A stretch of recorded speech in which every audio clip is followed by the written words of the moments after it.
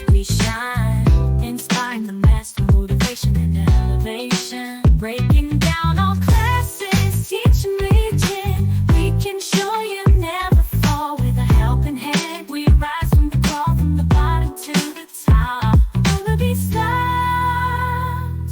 Say no to doubt, say no to fear. Pushing boundaries, making it clear. You've got the power, you're a pioneer. Unstoppable in control, have no fear. The dawn is finest, oh.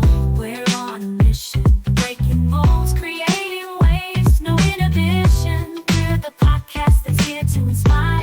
With our words, we'll set your dreams on fire. The dawn is finest. Hi, ladies and gentlemen, Andre Goolsby back at you once again. We're here at Infinity of South Atlanta, upstairs in the theater room, Adonis International, shooting another episode of Adonis Finest. I wanted to have one of my dear, beautiful friends, Axel Adams, to come in. He just got back in this morning from London and dashed to get here because he made a commitment to me. I wanted him to come in because back in 2018 and 2019, as bureau chief for Operation Push, Rainbow Push. That's what it was, Rainbow Push. He allowed us as a dealership to come in and be a sponsor for Jesse Jackson, Reverend Jackson's birthday parties in 2018 and 2019. And it just, my whole world was enhanced after that. Just from meeting Reverend Jackson and also working with Axel. Axel also helped me with Gospel Choir Explosion back in 2016, and one of his artists won the $2,500 prize. He also works with the Wardlaw Brothers, who were just an amazing group. They are amazing. So look them up, and I'm so excited about what we're about to experience with Axel Adams. Hi, ladies and gentlemen, Andre Goolsby back at you once again with another exciting episode of Adonis Finest.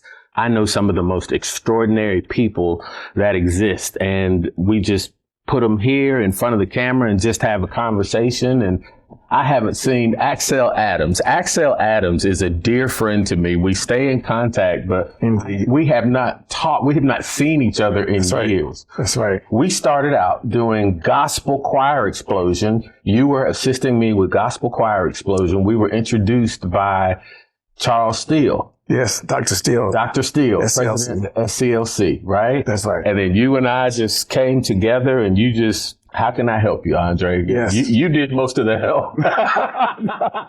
So as much as I could, sir. Right. As much as I could. So Gospel Choir Explosion was something that we did in 2016. We're here in the theater room with Infinity of South Atlanta. And it's something we did in 2016. We gave away $5,000 to the number one act. Number two, your artist got $2,500. That's right, Joshua. And then the third place was $500. We're about to do the 2026 version of Gospel Choir Explosion, and I just reached out to Axel, and it just, because I think about him so often, because I was behind the scenes with you, and I got a chance to watch you firsthand.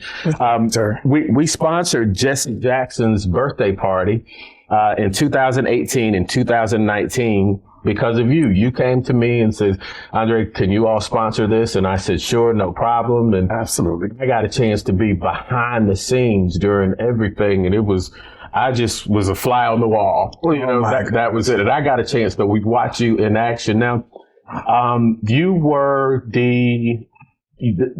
bureau chief yet. No, at that time I was the national director. Mm-hmm.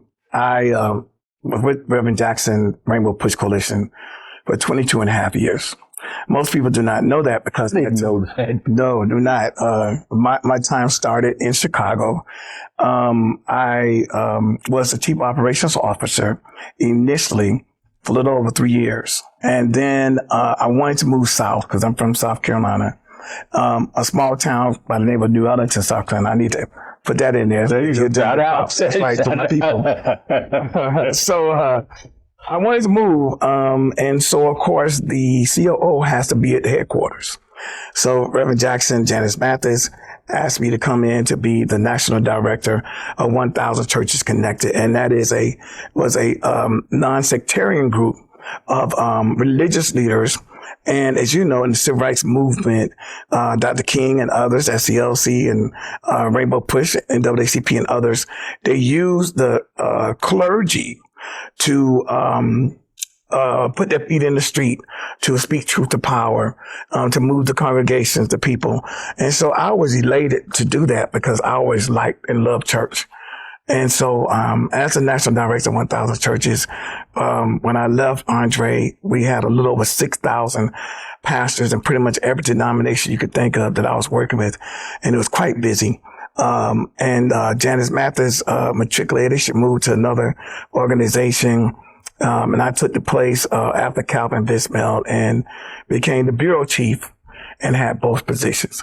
However, when we met, I was in that position working with churches, and it made it easy, natural to do what you asked me to do.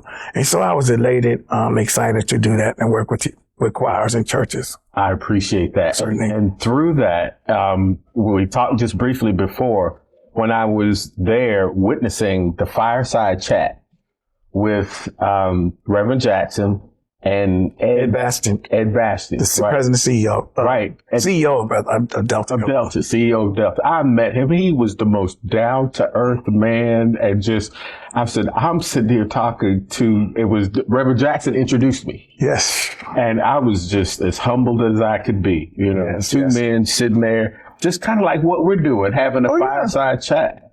And I met him, and now you're working with Delta. Now, how does that happen? Tell me that story. Well, I was always taught that if you work in what God has given to you, use your tools, your experiences, and God will make a way for you. So I had no intentions, be honest with you, no aspirations at all to work for Delta. Even though it's a great company, there's no slight. But I love what I was doing with Rainbow Push. However, the CFO and I, we befriended each other because we had conversations quite often in my position about D&I. We talked about contracts for minorities. We talked about the environment in which we were in as it was in partnership with what Rainbow Push was doing. And so we had a trust. And because we had quite frank conversations, and that's what Reverend Jackson would say, you have to do that. Speak truth to power. And so in doing that, a position came open. And after 22 and a half years, I thought, God, if I'm going to make a move, I need to move now. So I made the move, was hired by Delta. And now I'm in a new position, and we can talk about that later. But however, that's how I actually started working for Delta Airlines. Nice. Thank you, sir. I don't know what I was thinking about. I should have started with this book, Axel Adams. He is the author. And I asked him so much about his life. We're going to come back to this. But I asked him so much about his life recently. And you keep your cards close to your vest. You only answer what you're asked. I guess that's a defense mechanism. Pretty much. Pretty much. But you again are one of the most interesting men that I know. People that I know. Thank you, sir. Because I watched you for a couple of days, for a couple of years behind the scenes. I watched how you put things together, how cool you were under pressure.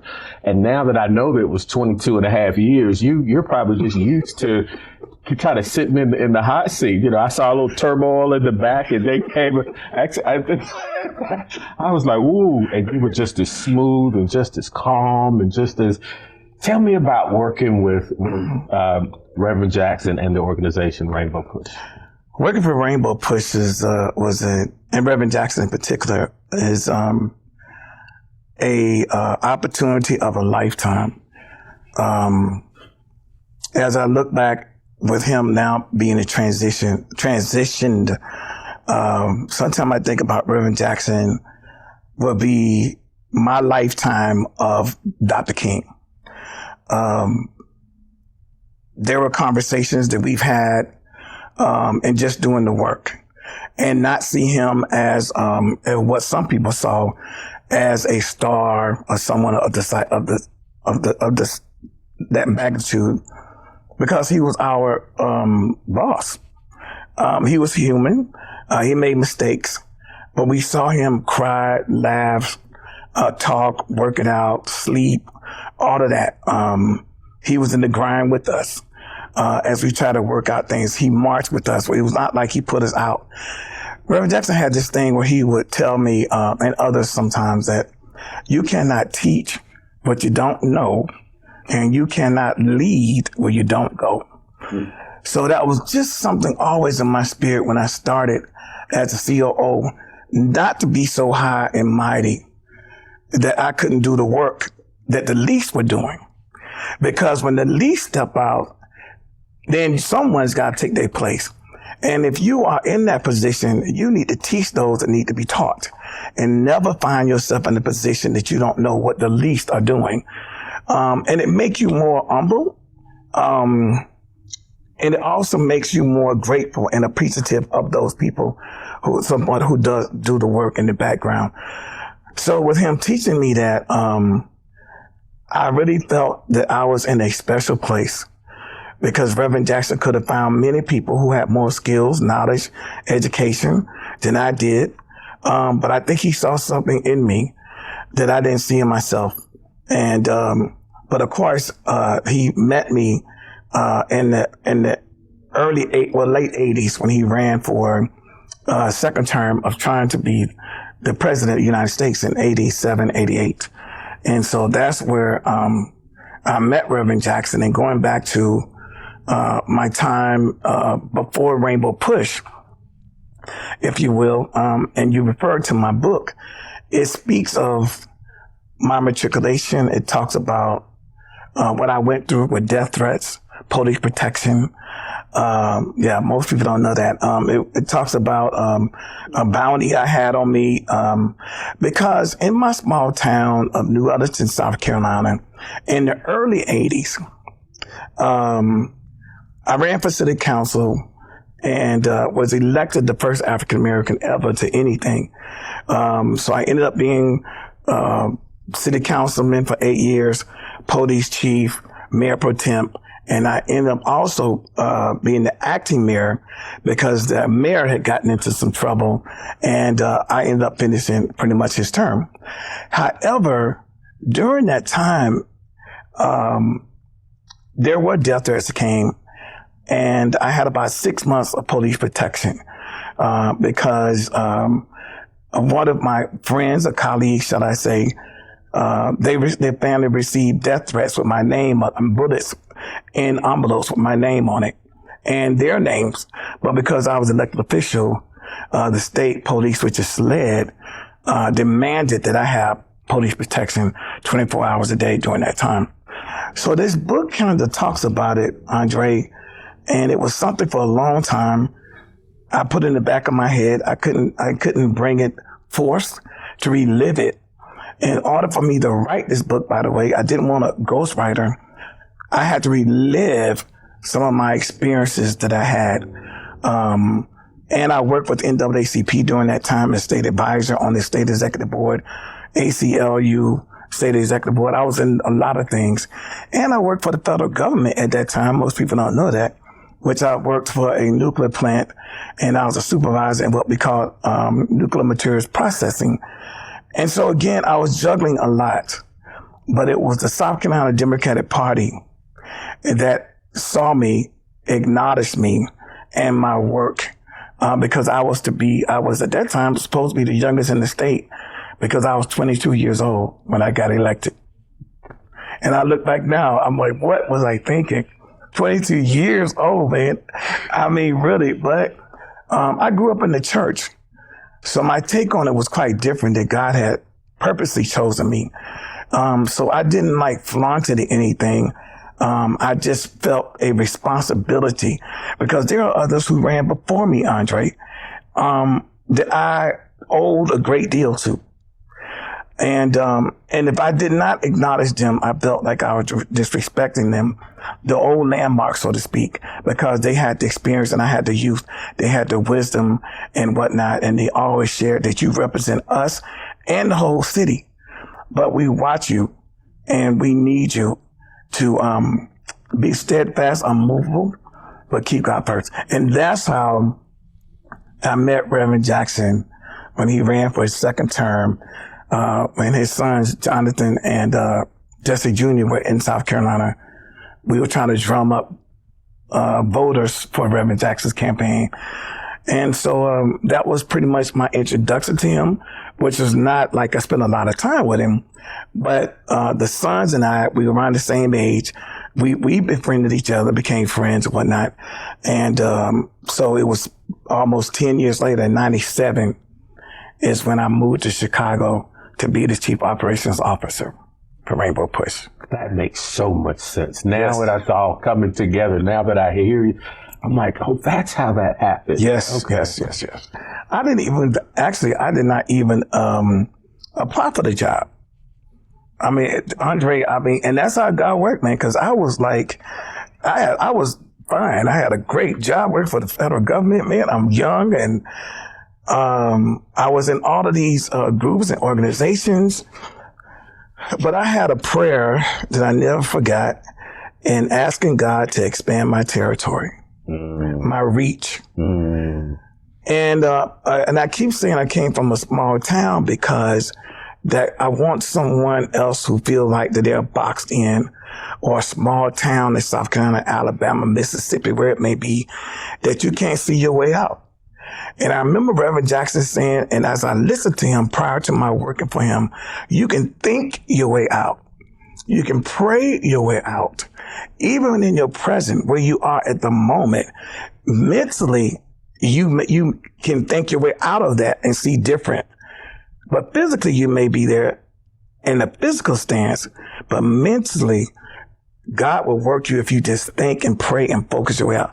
And that's what I began to do, was think, how does this happen?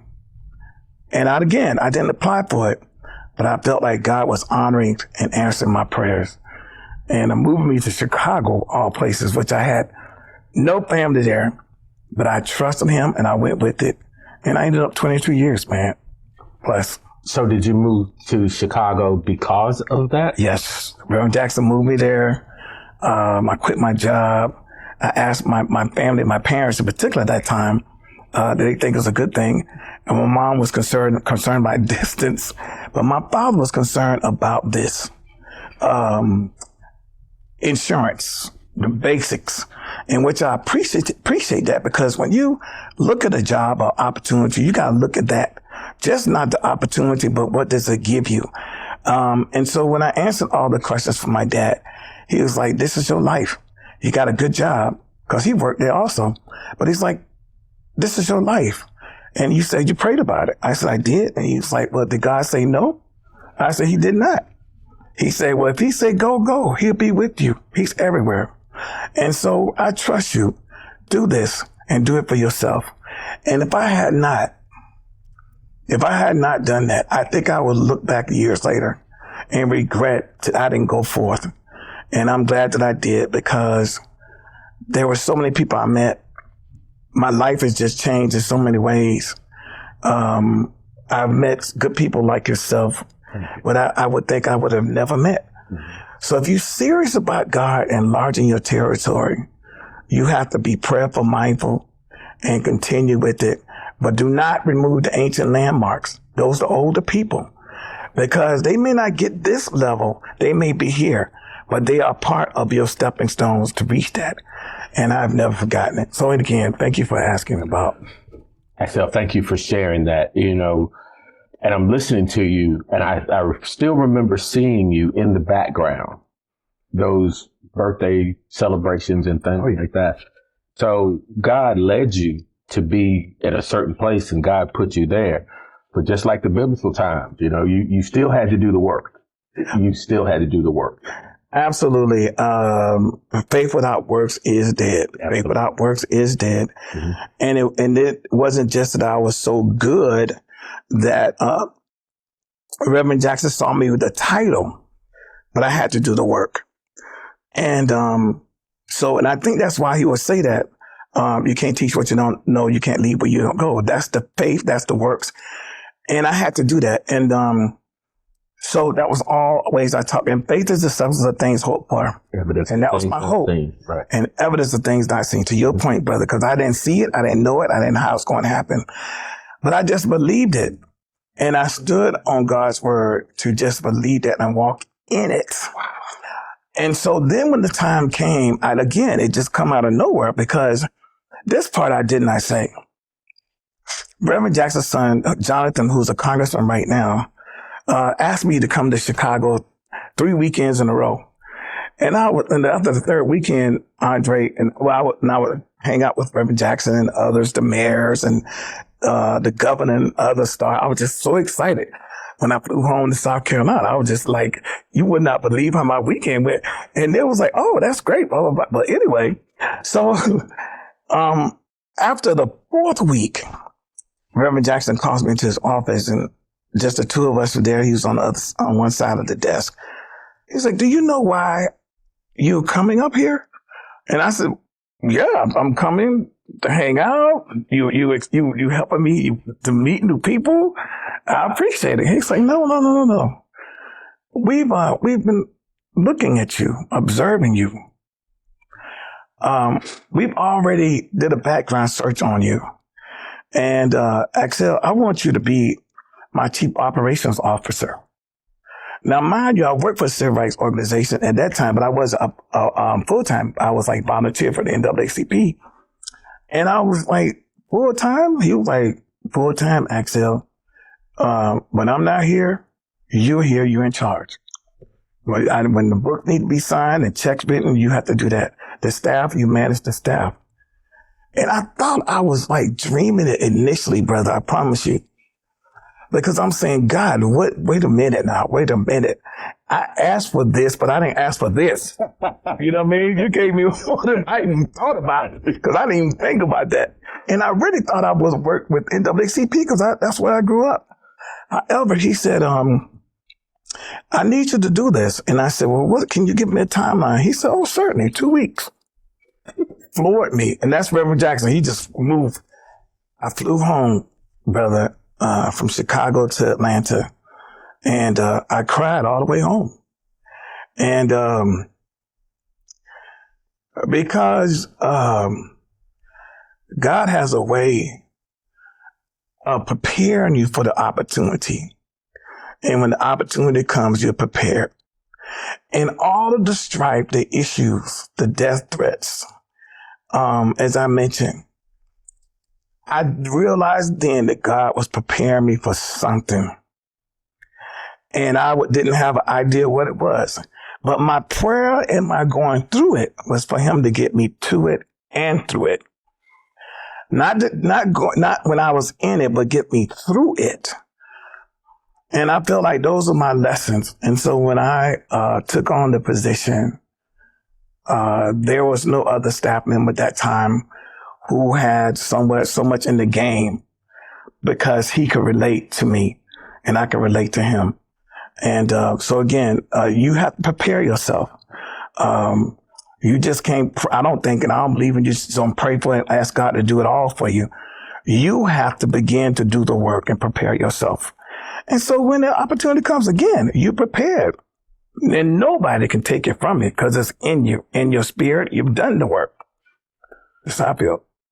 So in that time period, we're talking 90s, late 90s? Late 90s, yes, sir. There was a lot going on. Yeah, there was a lot going on in the late 90s. So you came in prepared, but this is a brand new role, brand new company. I mean, take me back to, you first got there and you're working hand in hand with one of the greatest motivators we've ever seen, Reverend Jackson. Andre, now you carry me into something else, man. This is quite interesting, man. Again, I was not so familiar with him as a person. I just would see him speaking and just hang out, at the moments. But anyway, when I got hired and whatnot, and I flew to Chicago. All of my belongings, my car was in the 18-wheeler. I beat it back to Chicago. So I walk in, and the receptionist is there behind the window. I walk in with my bag and my suitcase. And she's on the phone, and phones ring off the hook. And so she finally says, "Sir, may I help you?" And I said, "Yes, ma'am." She says, "What you need?" And I said, "I'm the new director reporting in." She said, "A new what?" I said, I'm young, man. I'm in my 30s. And so she looked at me like, what?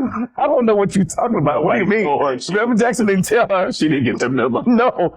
And I'm saying because that's just him. He was just all over the place. He wasn't even there the day I got there, you know? Yeah, I'm like, oh my God, did I quit my job for this, Jesus? So she calls my secretary, who actually became my secretary. She calls and says, hey, can you come to the window? There's a guy. It says he's the new director. And I don't know anything about it. So she was like, yes, he's our new director to come in. And I said to myself, Lord, whatever. This is how it's supposed to start out. But again, it was quite interesting because during that time when I was the Reverend Jackson went over the coastal boat, brought back the 3 soldiers. I remember being in the meetings and preparing for that, how he strategized, how he made sure he had clergy, elected official in the delegation, how we raised the money, how we got the tickets and all of that.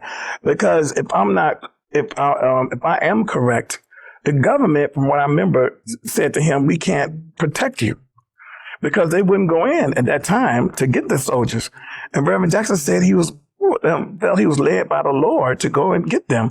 And I'm sitting there, I'm like, you still got a big God, man. I know mine is big, but yours is really big for you to go to a war area pretty much and bring back soldiers. I remember that. And Reverend Jackson says, I'm going and we need to pray. And we prayed and we prayed and prayed. So the day that they were released, it was a Saturday morning, if I'm correct. Also, he calls the office and a group of us were there at the office. And so he said, I want to make sure all of you are in this room to listen to my voice.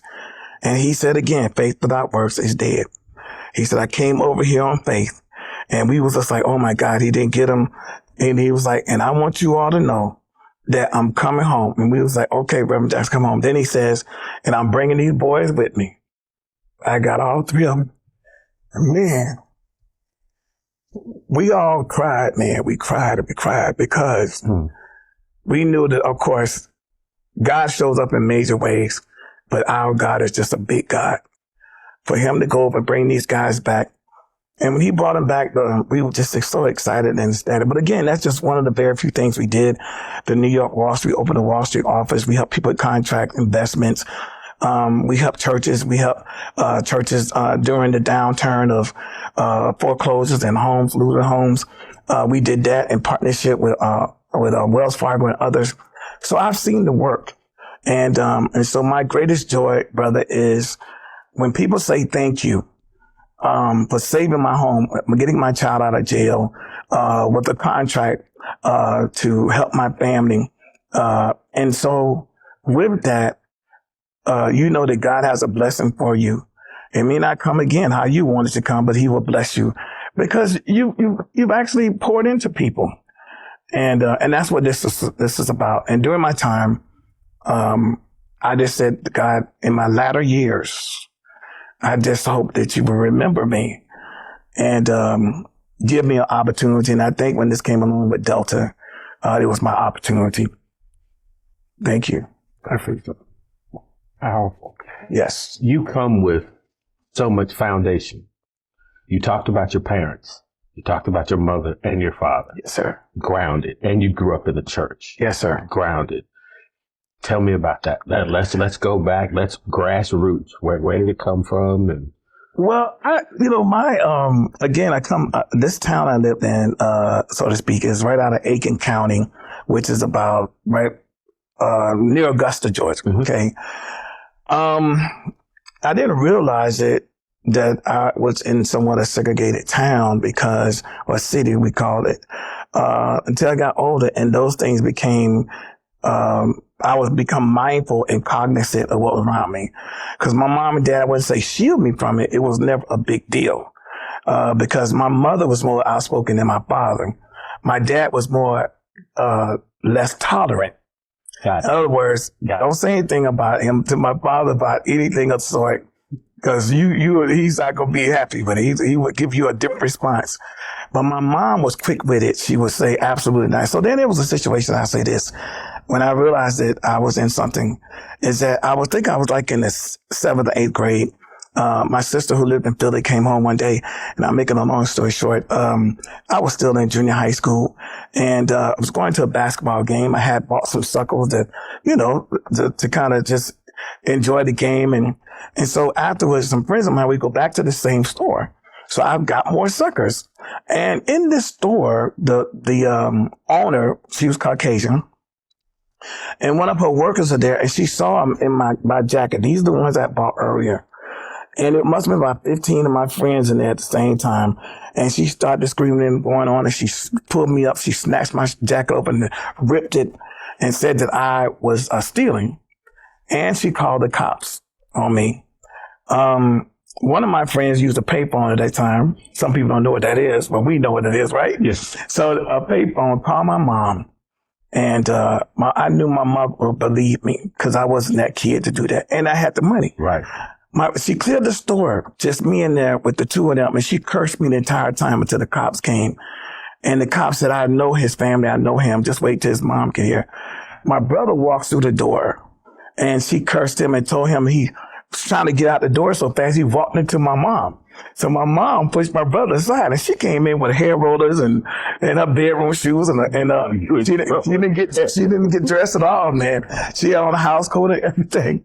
And so my mom comes to the door, and she started cursing my mother, telling my mom, "Didn't I tell you all to get out of the store?" And my mom said, "Not this one." She was like, "That's my child, and I'm here for him." And when my mom walked up, she pushed me back behind her, and she stood toe to toe to her. She said, "You got anything to say to my child?" Said to me, "My child don't steal, and I believe he don't do it, and he didn't do it." And she told me, so that made me a better person and to do and respect my parents, because my mom was in tune. She knew that was not me. But I also received a conversation from my parents to say, you got to be more cognizant because this is what you're living in. And I was like, I didn't think that was an issue. So when I ran for city council, I prayed about that. I didn't ask anyone else when I actually qualified. And then when I got elected, there were people in my community that cried, elder people that just kept crying and said, family. And so that was pretty much my background. Even though I was in the church, I began to really come in tune with my responsibility to speak truth to power and to represent not just my community, but all people. But then I was asked in a council meeting one day, again, all Caucasians. One of the council members said to me that I was racist. And because it seemed like every issue that I brought about was about what was happening in the African American community. And my response obviously came from God, because I said, I'm sorry you have an issue with that, sir. And I said, because on my side of town, I bring you the issues that I'm faced with, because the people where I live speak to me and I speak for them. And when you come to these meetings, you speak for your side of town because that's where in which you live. Not only do we represent everybody, which I do, but I bring it as the people give it to me. And if you think that I'm a racist as that, then have it be that. And I said, because I'm going to speak for them regardless. And I felt good about it. And that's, again, how I got the death threats and everything, because the more I got involved with what was happening, speaking out for my people, because they didn't have a voice. They felt like they expired me, so to speak. If they tried to erase me as a person, that they wouldn't have that to deal with anymore. But I do remember people saying, this is not about you. Try to raise up other people to understand what you're doing. And I did. So when I left to go to Chicago, there were other people that got elected to office after that who worked my campaign at that time. So you have to always be in a position to pour into people of the next generation, because again, the gift God has given to you is to be shared. It is just not for you. It is for the people. You know what I mean? That makes no sense for God to give you a gift for your self-edification. It is for the blessing of the people, and it's more to give than receive. I knew that. But I also heard that In your giving, you give freely, then God will bless you. And don't expect nothing else. But if you give, it will come. You will receive. And that has been my thing. And I try to give back. I try not to ask for much, because I know God has a way of giving back to you and pouring back into you for your sacrifices. So that you just explained, I don't know if you could have done it any other way and any better. You just explained what I saw when I said a couple of times in this conversation about how you were working with your staff. It was hands on. You were pouring in, like turn the corner. Somebody comes over. They got an issue. You poured into them. So Reverend Jackson poured into you. Life had poured into you, and you were just giving it back to the people who were right there in front of you with your staff. I saw that 2 weekends. Thank you, sir. 2 years. Thank you. Thank you. Yeah, it has always been my, to be a servant and a worker. I'm not too keen on people who like to give orders. But if you're busy and you can't do it, I understand it. But you have more respect if you show your people what needs to be done. They think that you understand them and that you're not talking down to them. Reverend Jackson opened many doors for a lot of my former colleagues. When we were at the funeral, and the memorial passes, services, it was about, I think, almost 80 of us, at different times. Some didn't know each other, but because I was a senior, they say, I knew most of them, right? But they're doing very well. They are serving in major capacities, corporate. They're in higher institutions of learning. They're pastors. They're elected officials. And as we got together, because we're so separated, we realized the impact they had on us and how much power he had. Because if you called me somebody at Delta, I could get to the CEO because of him, but that was my lane. But if you reached out to someone else, it was their lane. But because we were separate and divided, we didn't realize that we were more in tune with each other. And when we came together, we were really appreciative of what he had poured into us. And just quickly, I want to say to you that because I met Dorothy Height, I met Rosa Parks with the NAACP, but I met Billy Cowles, who was on the balcony with Dr. King the day he was assassinated. C.T. Vivian and so many here in the city. Our office was next door at one time to Dr. Lowry's. I can go on and on. I met Maya Angelou, Aretha Franklin, and so many people like that I met working with Reverend Jackson. And sometimes I really wanted to say, oh my God, that is blah, blah, blah. But with him, he was like, that's my friend. And they would just start off like we're talking. Yeah. And it was nothing. But I do remember a conversation that he and his friends had after all of the hugging and the laughing. How's your family? They said, let's get the work done. We came here to work. So from that, I've learned, just don't get together and have a good time. Get together and come up with something, whereas you got these issues, then therefore, what are we to do about it? You know, sometimes we get together and we just make it a great time, but then come up with some kind of resolve. You know, therefore we have these issues.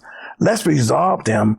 I mean, whereas we have these issues, therefore let's move on, coming together as a collective, as a body, and move our agenda forward. That's, to me, is some other lessons that he taught me. Just don't hang out with your friends, but empower each other. So I saw that also, because both weekends was a birthday celebration, but it was workshops during the day. Yes. You know, it wasn't, champagne and things like that. There was a nice celebration at the end, I think the last day in the evening.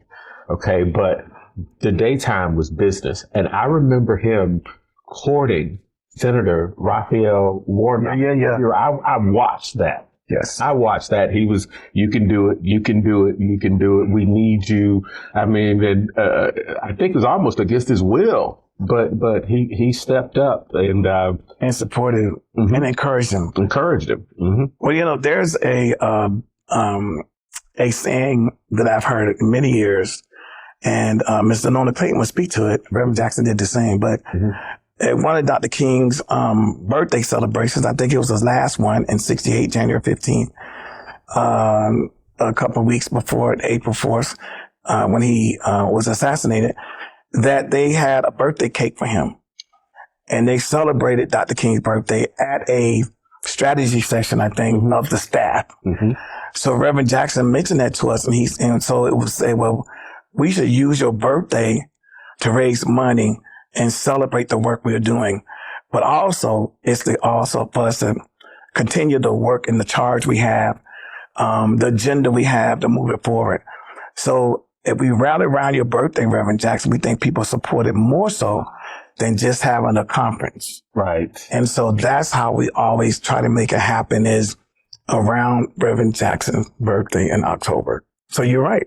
That's what it's for. That was something. And you got Infinity of South Atlanta as a sponsor. Yes. 2 years. And we are certainly appreciative, believe me. He talked to me a couple of times. I got a chance to get a couple of pictures. You took one of them when we were at the car. Yes, that's right. You took that picture. That's right. And I was telling him my name. He was, Infinity. Come on, Infinity.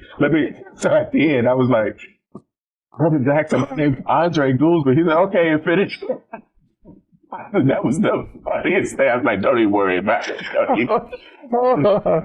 just want to be down, right? Well, most people don't know that he had a sense of humor. I'm telling you, man, he would make us laugh sometimes so hard. Really? Be like, oh my God, he said, okay, we got to get the word done. We was like, man, not after that. Oh, he was just, oh man, he was really a comedian, I promise you. But that's how we ease the work. And Andre, I remember one time, Reverend Jackson, we were, after the Emmanuel 9 were killed, unfortunately, in the church. We were in Chicago at our national convention, and the announcement came along that these people were killed in church service. I think it was on a Wednesday Bible study. And Reverend Jackson came to me. He says, homeboy, we got to go home. And when he would say things like that to me, it would just penetrate my heart, because we had poured so much into South Carolina. Just like a lot of people grew up in their particular state, you pour a lot in it to make it better. And he said, so make sure you pack. I said, Reverend, I've been on the road for like almost 2 weeks. He said, we got to do this work. We got to go. He said, so keep your bags packed, buddy, or whatever, because I had already had them packed. He said, repack. We going to South Carolina. So we go to Charleston. And I'll never forget this, man. The weather was so bad that night on that plane, man. We just hit major turbulence. And Reverend Jackson says, just pray your way through it. This is a storm we're going through, not just physically. It's a storm in South Carolina. I got to go and see what I can do. We exit the plane. As we're exiting, it was a African-American female pilot. When I tell you, man, that sister drove that, man, she pilots that plane. Reverend Jackson was so excited, and he said, you did a good job. I'm so proud of you. And so when I think about D&I, the way people talk about it, to say that people who of color are not equipped, not qualified, not experienced, if that had been in play today, she would not have been the pilot. But because she had proven herself, she did just as good or better than anyone else would have. We made it safely, thank God. But during that time, he said to the governor, who was Nikki Haley, a Caucasian female, the Confederate flag was flying high in South Carolina. He agreed to have breakfast with her. So I'm sitting there with Reverend Jackson, one of my other colleagues. I think she had 2 of her people. And there must have been about 10 to 12 officers standing around her. And so Reverend Jackson said to her, he said, ask your people to step back. Let's just move back. And so she turned around, she tells them to move back, because I don't know what they thought Reverend Jackson was going to do to her. He said, tell your people to move back. And he said, move back, guys, move back. This is not a conversation for you. Right. I mean, this is an international leader. Right. You know, Reverend Jackson was so they were acting like he was going to just, I don't know what he thought, but it was awful. But anyway, and he level set with her, and he said, Nikki, you got to bring that flag down. And so she was moving around, and Reverend Jackson, he said, no, no, no. You need to lead the charge to take that flag down. Do you not believe, which I do, some of what this young man has come under is under that flag? In other words, his thoughts and everything about people, the way they act and dealing with our people of color and respecting them has something to do with that Confederate flag. And so he was trying to get her to relate to that. And so she promised him, she said, Reverend Jackson, I will revisit that. And he said, no, you need to take it down. Then he said to her, what did your parents do? And she said her father was a professor at Voorhees College in Denmark, South Carolina.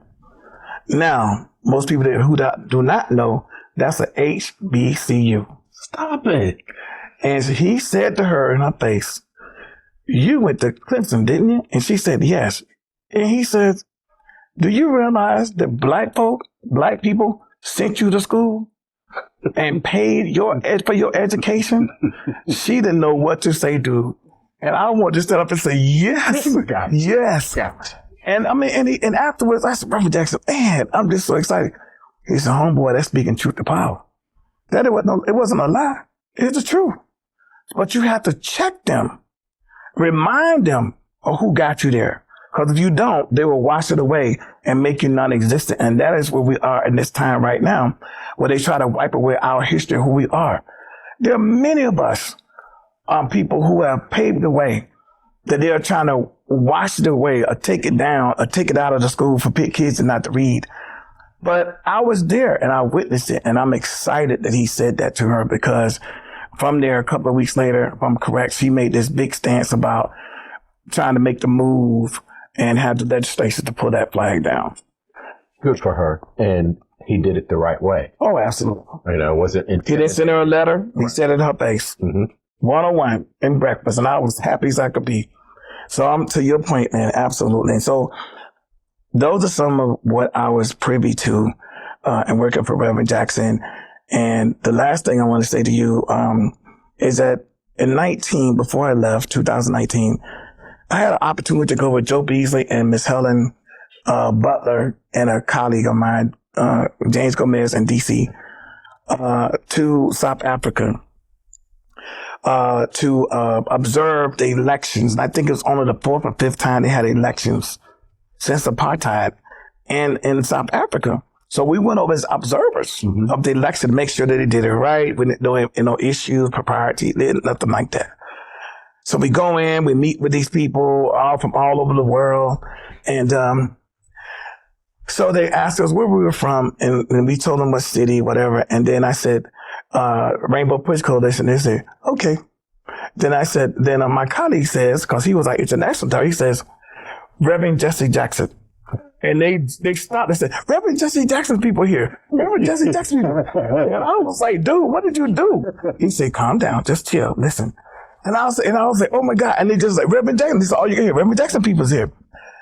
And they said that because Reverend Jackson was one of the first ones to fight apartheid, to go over there during the time that Nelson Mandela was still incarcerated. I remember that. Reverend Jackson was the one. And when I got over there, he said, Axel, Reverend Jackson is like a king over here. And man, again, that's one of those moments I had tears in my eyes. A man that I had worked with for all those years. And I didn't travel over there with him, so I didn't see that side. He did. And so he was like, so it's disrespectful when people don't see his magnitude, his depth, his reach in America. Over here, Reverend Jackson can do anything from America. So when the president of South Africa spoke at Reverend Jackson's funeral, he basically told him, he says, United States is Reverend Jackson's. He said, but be very clear, South Africa is Reverend Jackson's also. And we thank him for what he did for us, because when no one over here will help us, Jesse Jackson helped us. And to my brother, and he looked at his casket, he said, we are grateful. And that's why I flew over here to speak for him. So again, those are things that I am appreciative of, but I do remember this, and I never forget it. On the flight, about 16, 17 hours, nonstop. I said, I'm over here protecting their boat.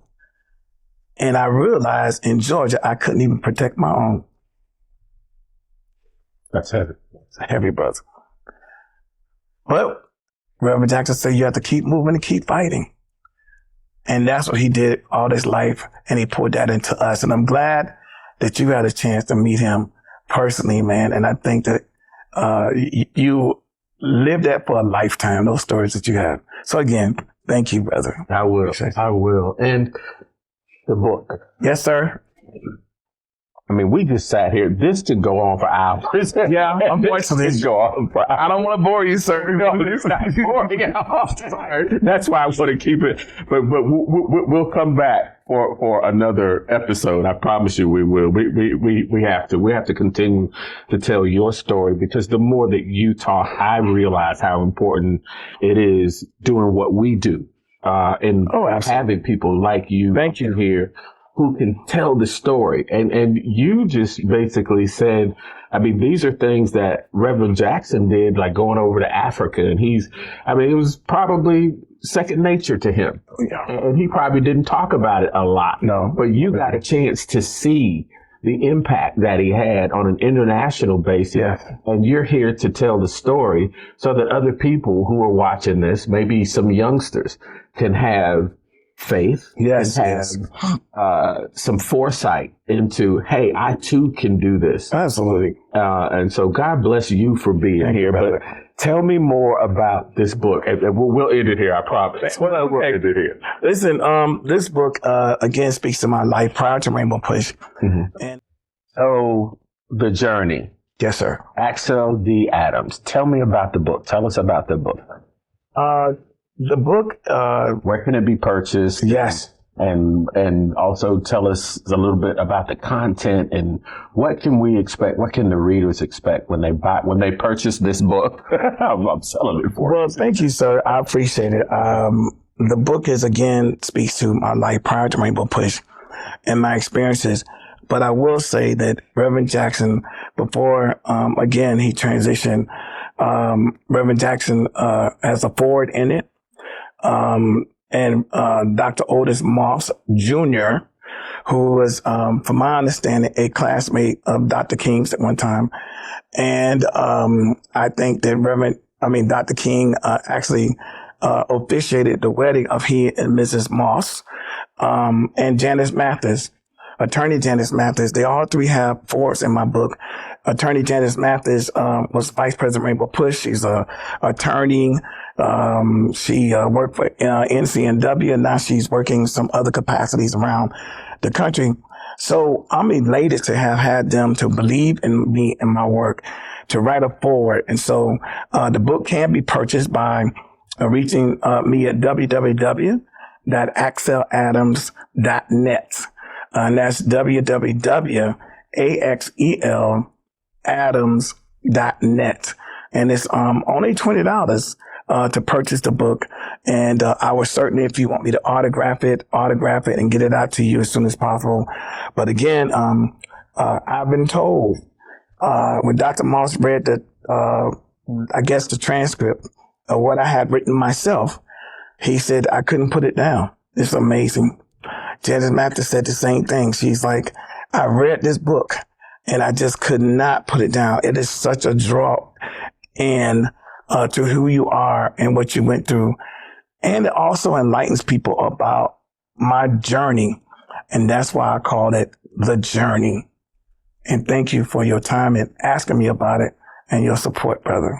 Always. Much respect to you. God bless you. Axel. Thank you. And all that you do, man. Thank you. Ladies and gentlemen, there you have it. Another episode here with Adonis Finest. And we definitely have one of the finest gentlemen I've met, Mr. Axel Adams, and all that you do. Thank you, brother. So thank you for supporting Adonis International with Adonis Finest, and we'll see you on the next trip. This book was written by myself. I did not use a ghostwriter because I wanted to relive the moments of my trials, the endeavors, the issues, concerns, and what I went through as an individual. It was not all good and not all bad, but it's part of my makeup and it's part of the journey. And that's why I call it the journey. Um, as a young man, I was elected to my first term of city council in South Carolina, small town by the name of New Ellington, South Carolina, at the age of 22. And after that, I became the acting mayor before I was 30. And so in that, as a young person, I thought I could conquer mountains and I could do everything. But then I had to realize that there are people in my life that I stood on their shoulders. I wasn't so great without them. It was my acknowledging that I could not remove the ancient landmarks because those people were the ones who had the experience and the wisdom. And in taking the time to speak with them, helped me to miss the mines, the potholes. And so I say to any young person that your youthfulness, your strength, your power may take you far, but it will not take you far if the wisdom and the experience of the elders that can pour into you. Never ever dismiss them because they're part of the journey. And not only that, God will bless you for it. And so in this book, all that I am, I owe it to them and my family because they kept me level. And they were the individuals in particular that when I was at home, I was just the son, the brother, the nephew, and not the elected official and others. So if you would purchase this book, I can tell you it will bless your soul because it will enlighten you a bit, encourage you a bit to continue the struggle, continue the fight, and be mindful that faith is the substance of things hoped for and the evidence of things not seen, even though you don't see it, but you are praying about it. And that's what you should do. But God will bring it to fruition and your belief in him will do that. So I say this to you, that whatever it is that you may go through, young people, dream, reach for the stars, the sky. Your present circumstances physically may not get you there, but mentally you can get there. You can pray your way out of your present circumstances because today is a new dawning. Tomorrow is a new dawning and a new opportunity. And you can be the change that you want to make. And so again, reach out to me at axeladams.net. My website again for this book is www.axeladams.net. Or you can send me an email at aadamsgroup@bellsouth.net. aadamsgroup@bellsouth.net. Thank you again.